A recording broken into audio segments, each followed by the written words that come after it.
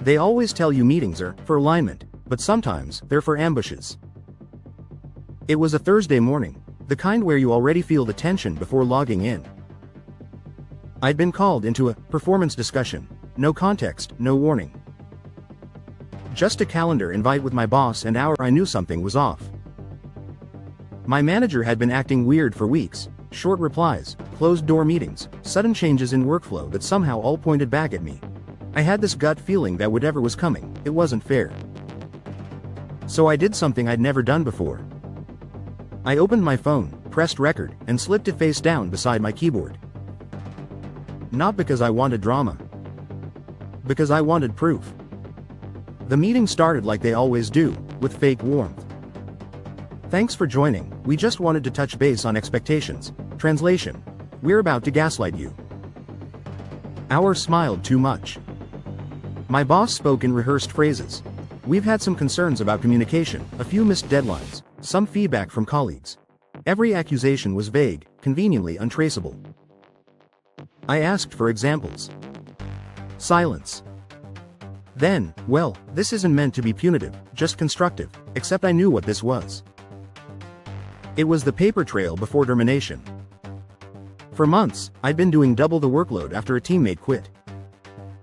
I'd stayed late, covered weekends, even trained a temp who barely showed up. Now suddenly, I was the problem. I sat there nodding, pretending to take notes while my heart raced. Every word burned into my brain, but more importantly, into my phone. Then my boss said something that made my stomach turn. Well, given your recent absences, leadership has decided not to move forward with your raise. Absences? The ones covered by my doctor's note after a stress-induced visit? That's when the switch flipped. I didn't argue.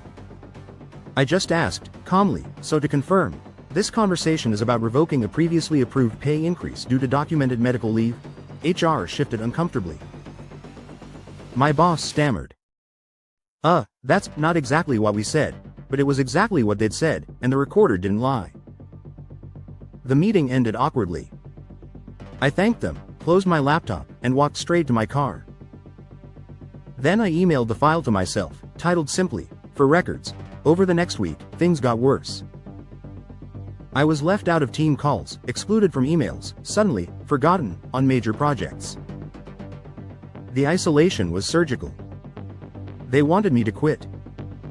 Instead, I documented everything, screenshots, timestamps, every passive-aggressive chat.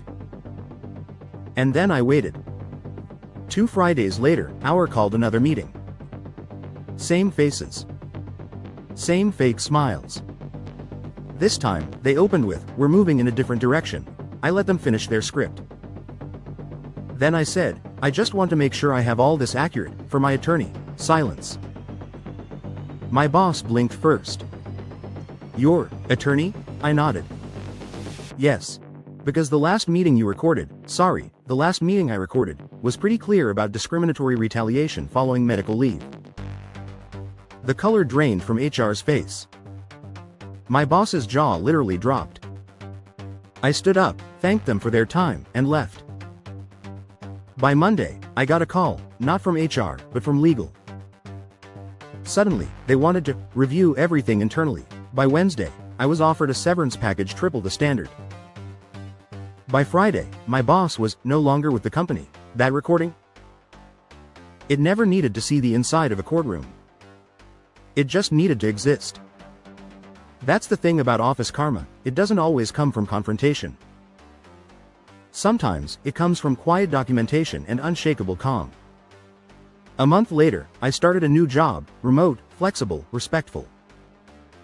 My new manager actually listens. And when she asked, "What made you leave your last role?" I just smiled and said, "A difference in values." Because the truth is simple. You don't always need to fight for justice. Sometimes, you just need to press record and let the universe handle the playback. So if you ever walk into a meeting that feels off, trust that instinct. Because some people rely on your silence. And the moment you start documenting, their power starts dissolving. That's the secret about corporate karma. It's always recording, you just have to hit play.